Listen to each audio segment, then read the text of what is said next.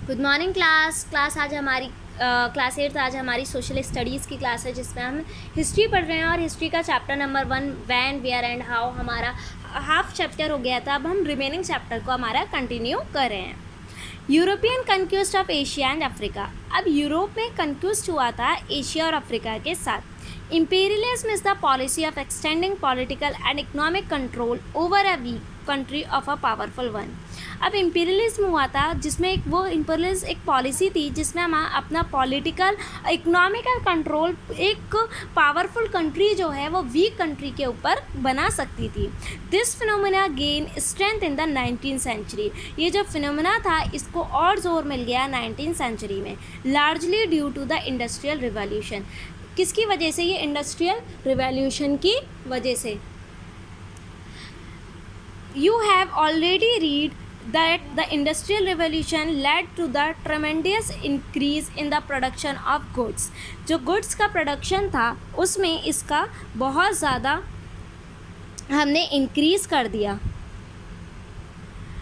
Markets for these manufactured goods and services for obtaining cheap raw material for producing more goods were desperately needed।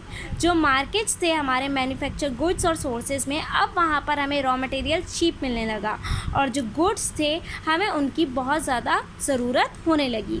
Areas to invest surplus capital were also required. अब हमें वो area चाहिए था जहाँ पर हम अपनी capital को ज़्यादा से ज़्यादा लगा सकें। As almost all European countries had develop their own industry. जितनी भी यूरोपियन कंट्रीज़ थी उन्होंने तो अपनी इंडस्ट्रीज़ को डेवलप कर लिया था। So they could not find a market to sell their goods in Europe. तो अब वह यूरोप में तो अपने गुड्स को सेल नहीं कर सकते थे। This led the European nation to acquire colonies in the politically and ineffective countries of Asia and Africa. तो अब वह अपना गुड्स को कहाँ पे सेल कर सकते थे? एशिया में और अफ्रीका में। These country could easily be conquered by the mighty Europeans। अब इन कंट्रीज़ पर जो फतेह पाली वो यूरोपियंस ने पाली। The different imperialist countries tries to grab as many colonies in Asia as they could। और जितने भी ग्रैब बन गए, जितनी भी एक पार्टीज़ बन गई, उन्होंने एशिया को इसमें अपने अंडर लिया। बाय 1914 तक, before the start of the first world war के स्टार्ट होने से पहले almost all of Asia was in the clutch of different European powers. लगभग पूरा एशिया जो था यूरोपियन पावर्स के उसमें बढ़ चुका था। By 1914 England had succeeded in taking over Ceylon now Sri Lanka. 1914 में इंग्लैंड ने सक्सीड किया था साइक्लोन पे जो श्रीलंका, बर्मा, अब म्यांमार है उसमें। Hong Kong and southern Iran, Hong Kong पर और ईरान के सदर्न पार्ट में। These states provide a good market for the disposal of surplus capital. जो स्टेट्स थे उन्होंने एक गुड मार्केट प्रोवाइड करी सरप्लस कैपिटल के लिए। Besides, Asia and Africa were well provided with natural resources and had a huge potential to absorb finished goods। Asia और Africa को अब नेचुरल रिसोर्सेज बहुत अच्छे थे तो उन्हें फिनिश गुड्स को एब्जॉर्ब करने की एक पोटेंशियल मिल गई, एक पावर मिल गई। India too could not escape from the impacts of imperialism. India भी नहीं बच पाया इम्पीरियलिज्म के इम्पैक्ट से। Britain made India its colony. Britain ने इंडिया को अपनी कॉलोनी बना लिया and economically exploited it for its own benefit. और अपने ओन बेनिफिट के लिए, अपने फ़ायदे के लिए उसे इकोनॉमिकली एक्सप्लॉइट करने लगा। The struggle of the Indian people against imperialism ended in 1947। जो स्ट्रगल हुई थी इंडियन पीपल में कि जो इम्पीरियलिज्म के खिलाफ, वो 1947 में एंड हुई।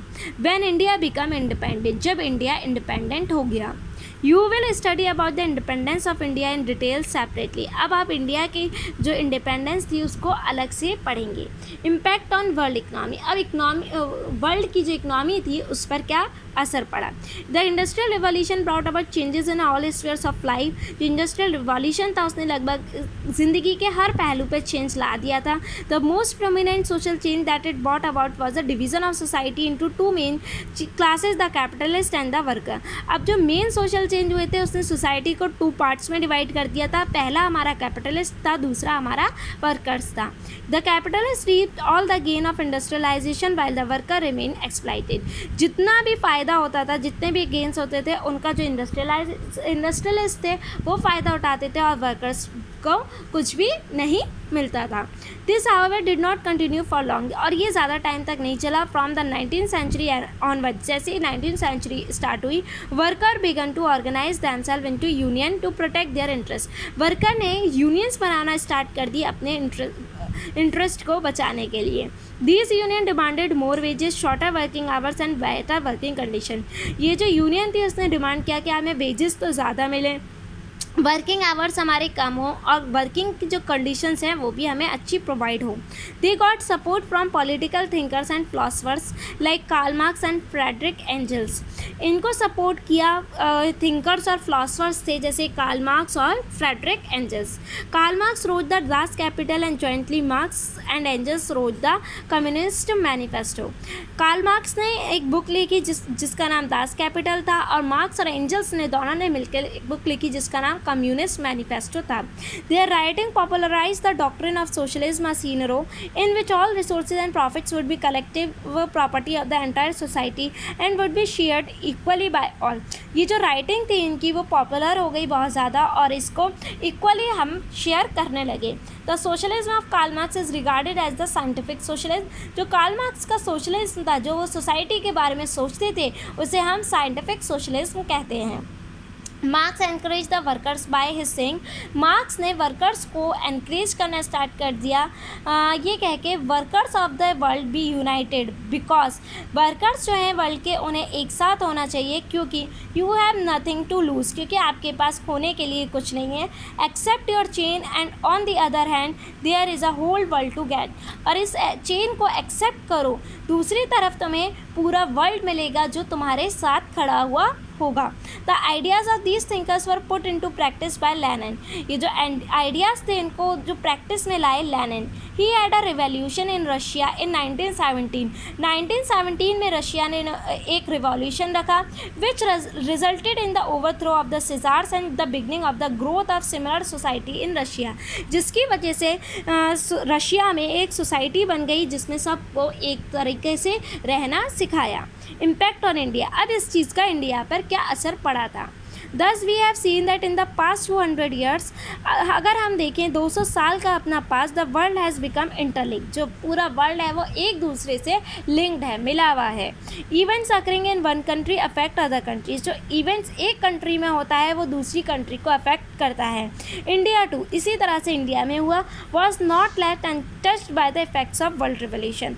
वो भी वर्ल्ड में जो रेवोल्यूशन हो रहे थे उससे दूर ना रह सका। Our struggle for the independence from the British rule was influenced to a great extent by the movements of freedom and equality in America, France and Russia। France, America, Russia में अब फ्रीडम की जो struggles थे वो होने लगे। American revolution. The American revolution is the turning point in modern world history. Modern world history की बात करें तो जो अमेरिकन रिवोल्यूशन था वो एक टर्निंग पॉइंट था। It mark the end of British rule in America. ये एक एंड हो गया ब्रिटिश रूल का अमेरिका में, and established a nation that in time would prove to be one of the world most powerful and important country। America ने अपने आप को सबसे ज़्यादा पावरफुल और इम्पॉर्टेंट कंट्री प्रूव किया।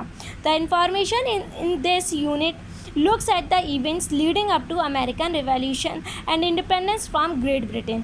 इस ये जो इन्फॉर्मेशन हमें यहाँ से मिलती है जिसमें हम अमेरिका के रिवोल्यूशन और जितनी भी इंडिपेंडेंस हमें ग्रेट ब्रिटेन से मिले उनके बारे में हमें जानने को मिलता है। The American revolution was a political movement during the last half of the 18th century. जो अमेरिकन रिवोल्यूशन हुआ था जिसमें पॉलिटिकल मूवमेंट 18th सेंचुरी के हाफ में स्टार्ट हुआ। It resulted in the creation of new nation in 1776 में एक नया राष्ट्र बना, the United States of America, जिसका नाम रखा गया United States of America, and ended British control of the 13 colonies, जिससे ब्रिटिश की 13 कॉलोनीज़ का एंड हो गया। In this period the colonies rebelled. इस पीरियड में कॉलोनीज़ ने रिबेल किया बहिष्कार किया and entered into American revolutionary war, और वो अमेरिकन रिवॉल्यूशनरी वार में एंटर हो गई अगेंस्ट द ब्रिटिश के खिलाफ बिटवीन 1775 एंड 1783। ये 1775 और 1783 की बीच की बात है, which culminated in an American declaration of independence in 1776।